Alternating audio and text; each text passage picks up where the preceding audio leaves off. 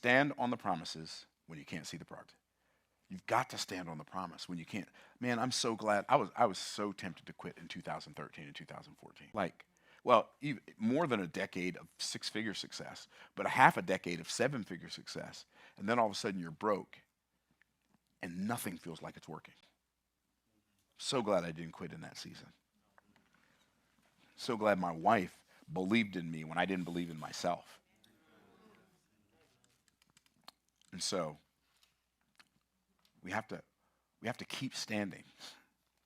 Don't measure your progress by what you can see. Measure your progress by what God said. I think that may be the most important thing I can say to you all day.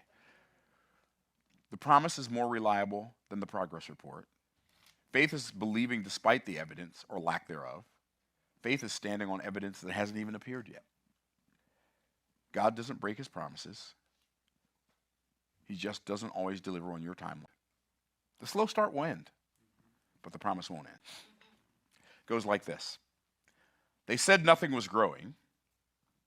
They said I was wasting my time.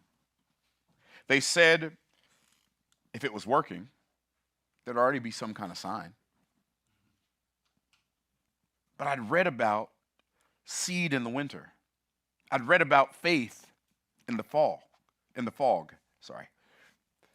I knew that the harvest was coming, even when the field looked wrong. So I stayed when the numbers were silent. I sowed when the ground looked bare.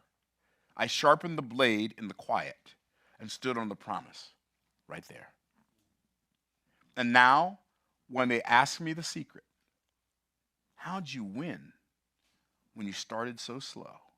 I tell them the slow start was sacred, and it's the only way I'd ever know.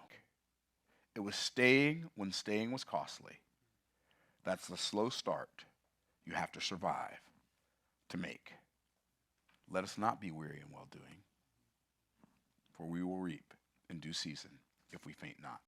Don't make the mistake of thinking that you're off to a slow start means that you're never going to arrive. Because like I said when I first got started, where you're headed is far more important than how long it takes you to get there.